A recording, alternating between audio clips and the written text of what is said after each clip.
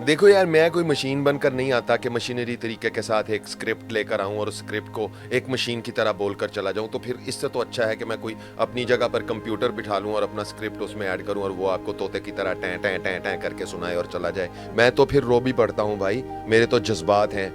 मैं तो बात करते करते परेशान भी हो जाता हूं, खो भी जाता हूं, लंबा वक्फा भी ले लेता हूं और कभी कभी तेज़ रवानी में अल्फाज की बरसात करते हुए यूं निकल जाता हूं कि बहुत सारे मानी और बहुत सारे अल्फाज और बहुत सारी सूरतें पैदा हो जाती हैं।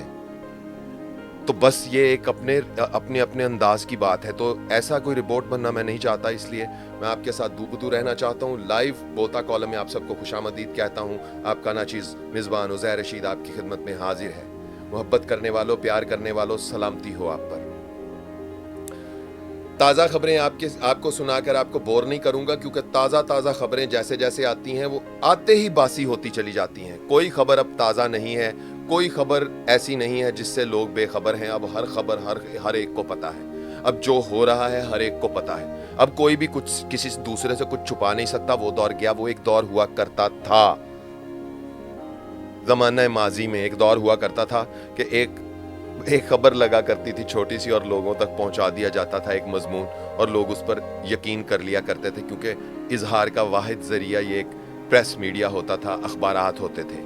फिर टीवी आया, रेडियो आया, फिर वो भी कंट्रोल हो गए और वहाँ ऐसे पपेट आकर लाकर बिठा दिए गए जो इंसान नमा रिपोर्ट थे। उनके पास उनका जिस्म तो था, मगर उनके पास उनकी जुबान और दिमाग और दिल नहीं था। वो एक स्क्रिप्ट उनको दिया जाता और वो स्क्रिप्ट दोहरा देते और चले जाते बस। और फिर अब एक आज का दौर है कि आज़ादी इजहार का दौर है। बहुत कुछ ना कहने की इजाज़त और आज़ादी होने के बावजूद भी बहुत सारे लोग बहुत कुछ कह रहे हैं। ये आज का दौर है। और ये जो कल के पुराने लोग हैं वो कहते हैं कि आज का दौर बड़ा बेहंगम है। ये क्या चीखें हैं, ये चीखें हैं, ये हकीकत है, ये चीखें हकीकत है। और वो लबो लहजा अंदाज जो आप बनाकर बनावटी बनकर आते थे वो एक झूठ था, मक्कारी थी और इसके सिवा कुछ नहीं था। आज के तमाम जर्नलिस्ट बरादरी के लोग जो आजकल मुझे डिस्कस करते रहते हैं, पाकिस्तान के प्रेस क्लब्स के अंदर बोलता कॉलम डिस्कस किया जाता है, तो ये वो आज़ादी इजहार है जो 7 समंदर पार से मुझे पाकिस्तान के उन सहाफ़ियों से जोड़ रही है। आपका मुझसे इख्तलाफ करना बन सकता है, आप कर सकते हैं, इख्तलाफ राय का पूरा हक है हर एक को। सियासी तौर पर भी आप मुझसे इख्तलाफ कर सकते हैं, मगर एक बात आप लोगों को क्लियर करता चलूँ, मेरा किसी सियासी जमात से कोई ताल्लुक नहीं है, ना ही मैं किसी जमात से सियासी वाबस्तगी रखता हूँ। हाँ, ये अलग बात है कि इमरान खान मुझे पसंद है और इमरान खान को मैं एक पाकिस्तान का एक हीरो समझता हूँ। तो उसके हक में मैं बोलूंगा। अगर उसके साथ कहीं कोई ज्यादती होगी, नाइंसाफी होगी, तो हम तो उसके लिए बात करेंगे। अगर यहाँ भी हम नहीं बोलेंगे तो फिर आप मुझे बताएं कि हमारा शुमार फिर एक जिंदा लाशों में ही किया जाएगा ना। क्योंकि बहुत सारे लोग न्यूट्रल बनकर बैठे हुए हैं ना जी, हम तो ये भी नहीं कहते, हम तो ये भी नहीं कहते, हम तो पता नहीं क्या है। और कई ऐसे दानिश्वर बनकर आते हैं, जनाब हमारा तो किसी सियासी जमात से कोई ताल्लुक नहीं है। अरे ताल्लुक नहीं है तेरा, ऐसी क्या बात कर दी, ताल्लुक नहीं है। कई आपको मिलेंगे ऐसे, देखें जी हम तो सिर्फ मुसलमान हैं, हमारा किसी फिरके से कोई ताल्लुक नहीं। और थोड़ी सी उनको कहे ना कि अपनी प्रैक्टिकल करके कुछ दिखाएं, तो फौरन पता चल जाता है कि किसी न किसी कहाँ से वो लाइनें मिली हुई हैं। इसी तरह पॉलिटिकली भी बहुत सारे लोग ऐसे हैं, हमारे तो जनाब किसी सियासी जमात से कोई ताल्लुक नहीं है, मगर थोड़ा सा बोलेंगे तो पता चल जाएगा कि बुग़्ज़ का रुख किस तरफ है। और ऐसे ज्यादातर लोग, मैंने एक बात चीज देखी है कि जो लोग अक्सर ये कहते हैं ना कि हमारा सियासत से किसी भी सियासी जमात से कोई ताल्लुक नहीं, वो बुग़्ज़े इमरान से भरे हुए होते हैं। थोड़ी सी बात करो, हमें तो जी पसंद नहीं है, वो तो जी वो उसने तो जी फलां किया और फलां किया और शादी की, और मतलब उसकी जाती जिंदगी के ऊपर उनके पास इल्जामात की बरसात है। और वो जो सारे हर एक से कहता है कि इन्होंने करप्शन करके लूट के पूरा मुल्क खा लिया है, वो इनकी नजर में उसकी कोई हैसियत नहीं है। तो खैर, अब तो दास्ताने कि अब तो सच्चाई के चट्टे खुल गए हैं। अब कौन सी ऐसी बात है जो लोगों को पता नहीं है कि जनाब मुल्क के वजीर आला और वजीर आजम जो है वो किस तरह से वजीर आजम बने, किस तरह से वो वजीर आला बनी है टिकटॉक की। मतलब आप रेटिंग ले रही होंगी मलका, मैं आपको एक बात बताऊं, रेटिंग आपको बहुत मिल रही होगी, मे बी मिलियंस में लोग आपके वीडियोस को व्यूज दे रहे हो, जो आप सारा दिन एक्टिविटीज करती रहती हैं रिकॉर्ड करके, उसके ऊपर अच्छा सा म्यूजिक डाल के टिकटॉक पर डालने के लिए। मगर एक बात बता दूं, रेटिंग में और इज्जत में बड़ा फर्क होता है। कहीं ये रेटिंग देखकर ये ना समझ लीजिएगा कि ये रेटिंग का मतलब भी इज्जत है।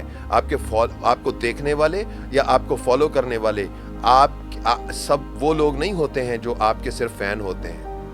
ہم کوئی فین نہیں ہے آپ کے, ہم آپ کو واچ کر رہے ہیں, ہم دیکھ رہے ہیں, تاریخ لکھی جا رہی ہے, وقت لکھا جا رہا ہے. ہمیں پتہ ہے کل کو آپ نے بھی چلے جانا ہے اور بعد میں آپ نے بیٹھ کر کہا کرنا ہے میں نے تو پنجاب میں جو وزیر اعلیٰ تھی تو میں نے تو یہ روٹی 15 روپے کی کر دی تھی, 12 روپے کی کر دی تھی, یہ کر دیا تھا, وہ کر دیا تھا.